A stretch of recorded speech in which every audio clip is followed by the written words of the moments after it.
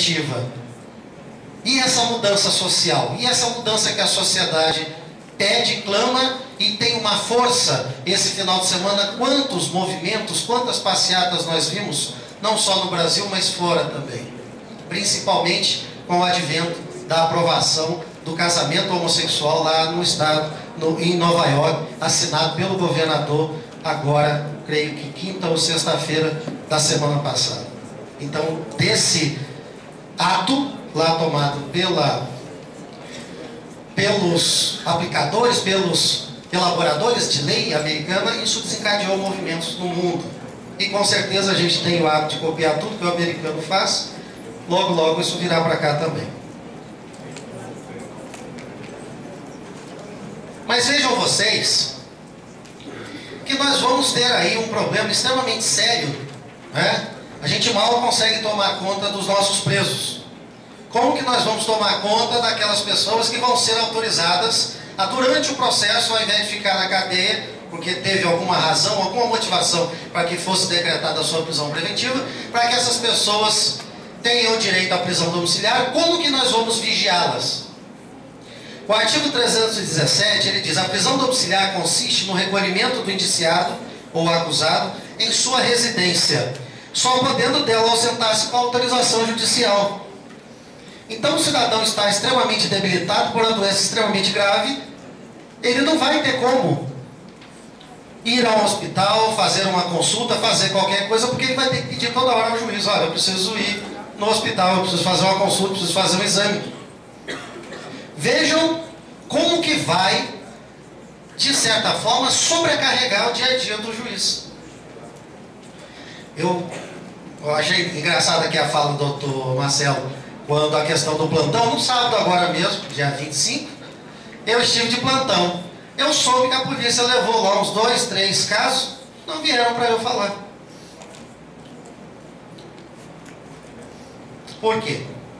Por conta da desnecessidade de comunicação, para não ser a ciência posterior, mas não um esquema de plantão, da oitiva do promotor em pedidos de fiança, em pedidos de revogação de prisão preventiva, enfim, situações que ocorreram no fórum, na polícia, e que já, de certa forma, continua ainda sobrecarregando o judiciário, mas está tirando aí essa carga do Ministério Público da atuação do promotor. Então, em relação à prisão domiciliar, essa fiscalização, essa vigília, nós vamos encontrar a possibilidade de entendermos, vejam como é que o legislador, por quê? E a gente começa a ler, e quando a gente se aprofunda, a gente fica tão focado com o que a gente lê, porque nós temos os artigos 317 e 318 que cuidam da prisão domiciliar. Mas eu só vou saber efetivamente como que eu vou executar e poder vigiar essa pessoa que vai ficar em casa lá no artigo 319, quando o legislador fala de outras medidas cautelares, que eu vou falar já já para vocês, lá no inciso 9, que nós vamos ver a figura da monitoração ou do monitoramento eletrônico. Que aí, como eu falei para vocês, são apenas 3 artigos. Então vamos sair agora da prisão domiciliar, dos 2 artigos que o legislador nos fala, e vamos para o artigo 319, que serão as outras medidas cautelares, né? São medidas incidentais, medidas que ocorrem durante o processo, mas que eu vou ter que falar do 319, inciso 9, porque o monitoramento eletrônico, que seria o meio mais eficaz, menos talvez constrangedor de fiscalização do cumprimento de que aquele cidadão está realmente dentro da sua casa, é a figura da pulseira eletrônica ou da tornozeleira eletrônica. E aí eu tenho que falar para vocês da Lei 12.258 do ano passado, que foi a lei que regulamentou a questão da utilização da pulseira ou da tornozeleira eletrônica, que servirão, elas terão uma espécie de GPS e tudo mais, para verificar se aquela pessoa saiu do local ali onde foi definido, mesmo sendo usado o nome domiciliar, mas a sua residência, o endereço lá autorizado pela justiça e a fiscalização.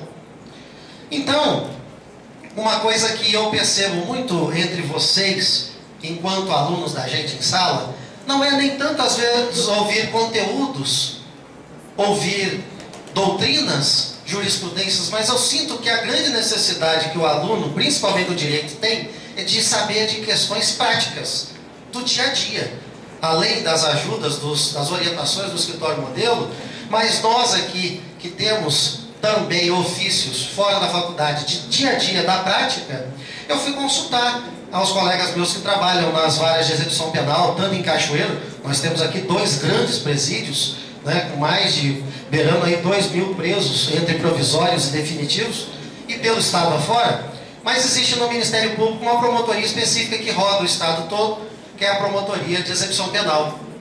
E vejam vocês, no Espírito Santo nós não temos tornozeleira eletrônica ou pulseira para fins de monitoramento.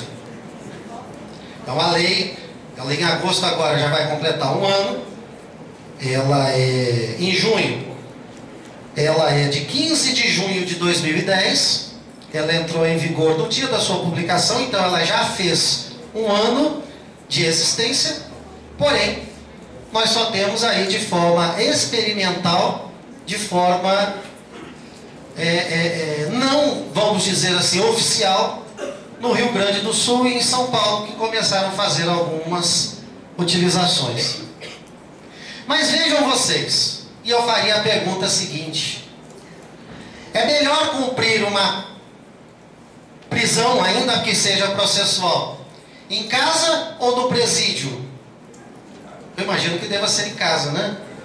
Mas a gente pega os doutrinadores, os articuladores, muita gente ainda está começando a escrever, comentar, elogiar, criticar, enfim.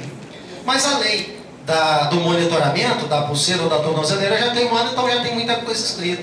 E eu andei pesquisando para vir aqui falar para vocês, e uma coisa que eu fiquei chocado é que a maioria dos doutrinadores é contra a utilização da tornozeleira ou da pulseira eletrônica. E aí eu tomei o devido cuidado também de ver quais eram esses doutrinadores, 2, 3 que eu andei lendo mais, todos eles advogados, e aí você cria aquela conclusão, né? Que às vezes a gente escreve, a gente faz um livro, uma doutrina sobre determinados assuntos, mas nós temos as nossas fases da vida. Às vezes eu estou hoje como advogado, eu vou falar numa linha mais liberatória. Amanhã eu sou um delegado, sou um promotor, eu vou falar mais que as pessoas devem ser presas, devem ser penas mais altas. Depois eu vou para juiz, ou vou ser desembargador, tomo uma linha mais imparcial. E às vezes falo isso em sala de aula, a gente pega um doutrinador e você pega as fases da vida dele, e você lê a mesma obra, ou obras diferentes, mas falando de assuntos parecidos, onde naquela fase da vida dele ele era a favor de uma conduta. Na outra fase ele já modifica o pensamento, não sei se por assimilação ou efetiva mudança de entendimento sobre determinados assuntos, mas a verdade é a seguinte: eu faço a crítica aqui a Luiz Flávio Gomes, dizendo que a utilização da pulseira ou da tornozeleira seria algo que causaria uma prisão mental, algo constrangedor. E aí eu perguntaria novamente aos senhores todos aqui que estão participando desse bate-papo que a gente está falando: é melhor então ficar na cadeia ou em casa? Será que a gente tem vergonha de usar um relógio? De usar um anel, uma aliança? Tudo bem que a pulseira ou a tornozeleira devem ser objetos diferentes, não de demonstração, de ostentação ou de prazer, de luxo, de satisfação. Mas vejam como que na hora de se interpretar a lei, a pessoa pode ficar em casa, mas não. E ações várias foram propostas, inclusive no Supremo, a matéria está realmente suspensa, os estados não estão adquirindo, porque já houve demanda, tanto no STJ quanto no Supremo, de que a pulseira ou a tornozeleira seria uma prisão mental, causaria um constrangimento maior do que se ficasse na cadeia. Eu particularmente não concordo, não posso concordar com isso, porque a gente que visita presídios, visita delegacias, sabe que é muito melhor o cidadão poder cumprir, ainda que processualmente, uma pena na sua casa do que dentro de qualquer estabelecimento prisional que seja.